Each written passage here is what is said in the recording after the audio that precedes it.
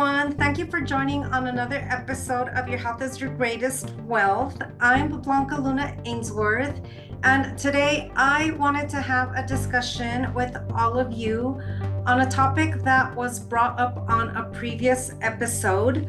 That episode is entitled Be the Hero of Your Own Health, and the topic that came up is that of loneliness.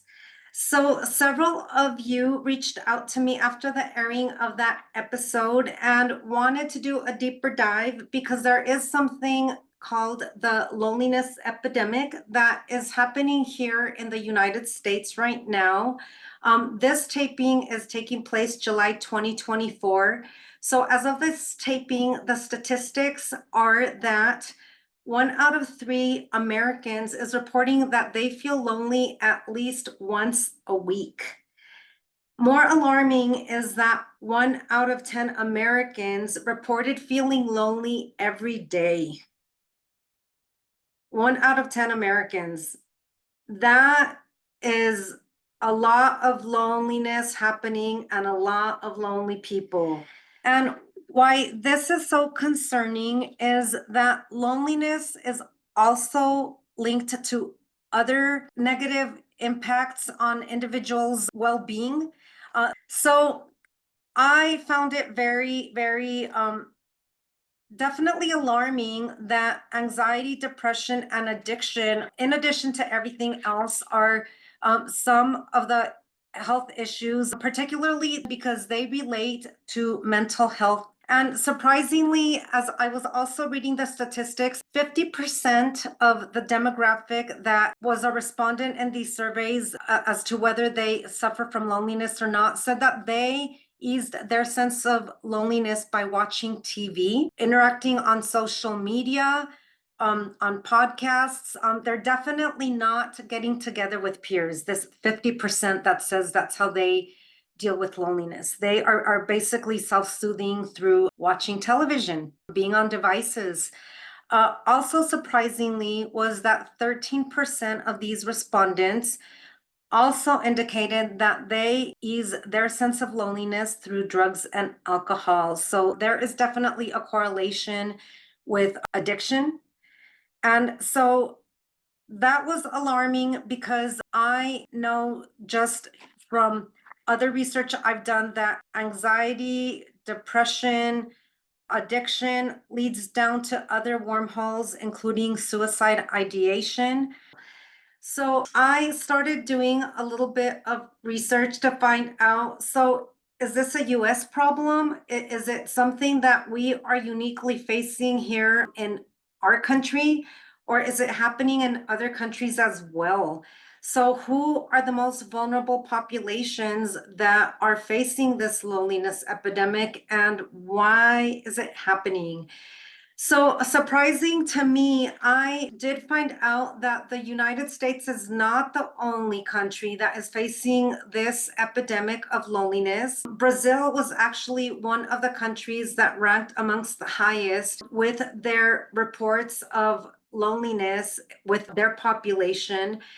And what was interesting to me as well is the United States was one of the countries at the top, but it was not the top country. So this is definitely happening elsewhere. As I started looking at the problem here within the United States specifically, what I wanted to know is who are the most vulnerable populations here at home?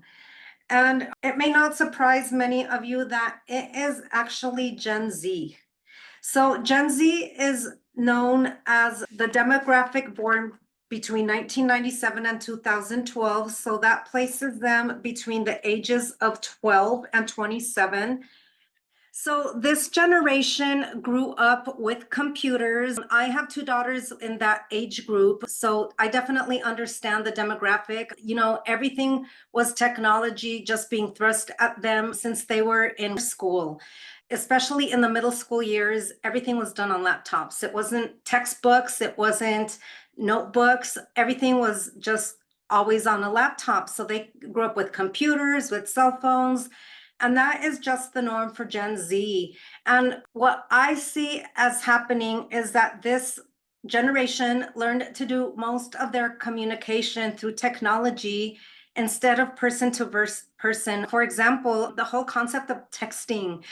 People don't pick up the phone to call anymore and just exchange words vocally and auditorily through a phone. It's done through text instead. And that is not as personal of a way of communication. And again, even the auditory of connecting through phone is not a substitute to meeting with individuals face-to-face level. So I feel that that is also missing. Gen Z also, in addition to having grown up with technology, has made technology the norm of how they operate, and that has not alleviated since the shutdowns were discontinued. A lot of Gen Zers that I know still rely heavily on technology for their entertainment, for their modes of communication, for how they conduct their social lives. And so that is definitely one of the most vulnerable populations demographics here in the United States, but it's not the only one. Here in the United States, what's also flagged as being highly susceptible to the loneliness epidemic is senior citizens and those with health issues. Those that are health compromised a lot of times are housebound, can't leave, so they face a lot more issues of isolation. So now that we're talking about isolation, the negative dire side effects that this ends up having on those that are facing loneliness is that they have increased rates of heart disease, stroke, type 2 diabetes, depression, and anxiety, as well as addiction. And in the older population, that also manifests as dementia and early death. So that is affecting the longevity of our population here in the United States. And so I just wanted to have a discussion with all of you here. Would love to make this very interactive. What do you see needs to happen to change this? Because what I see as an even more profound problem to the youth of this country, the Gen Zers, and those that will come after them, is that if this issue is not addressed, if loneliness, depression, anxiety, addiction continues, that leads down to other wormholes. And those can be very, very dark wormholes, suicide ideation, and even suicide completion. And I hope none of you have been touched by that. I unfortunately have lost loved ones to suicide. So this is something that we can't just ignore. It needs to be addressed. I feel that's what's really missing with these demographics that are feeling a higher rate of loneliness, is that for whatever reasons, relationships are what is stifling the just a sense of community, the sense of belonging, the sense of purpose. And that is what needs to change. These are situations that I feel need to be addressed right now. Why loneliness is such a epidemic right now in the United States, and what is it that we can do as a society to help this younger generation, the older generation as well, obviously, but this younger generation, these Gen Zs, they are very susceptible to mental health issues. There are high rates of suicide and suicide ideation.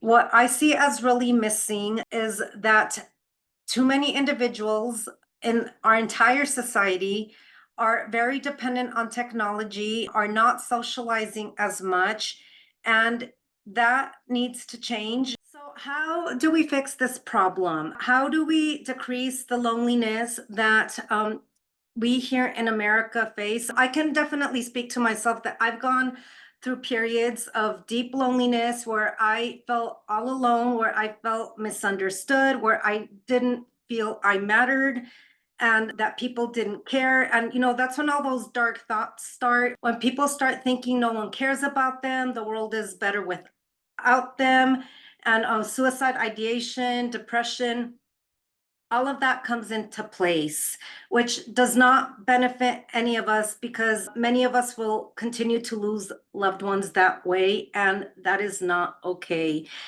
Some of the ways that individuals that are feeling isolated right now can just help alleviate their own sense of being alone is volunteering. There are so many opportunities to volunteer. There is so much need. Find something that you're passionate about and start there. Volunteer with something that is already your natural interest.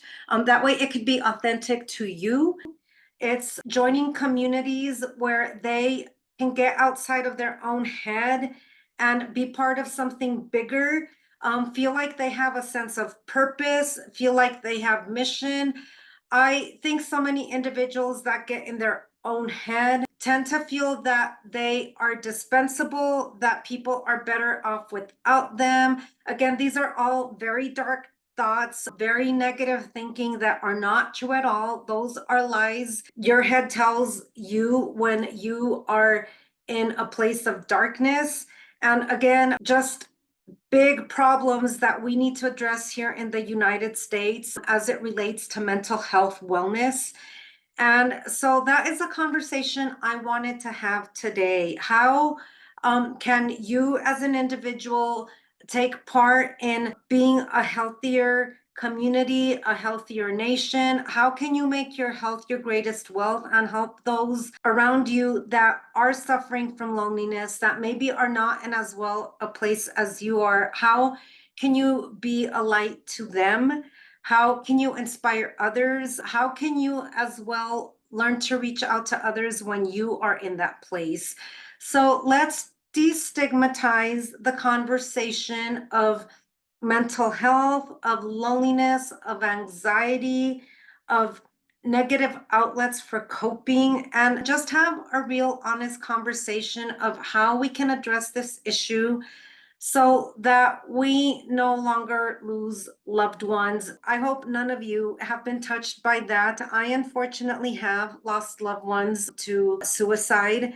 So this is something that we can't just ignore. It needs to be addressed. And what is it that we can do as a society to help this younger generation, the older generation as well, obviously, but this younger generation, these Gen Zs, they are very susceptible to mental health issues. And I think what the paradigm shift needs to be is that there needs to be more of a relationship ethic.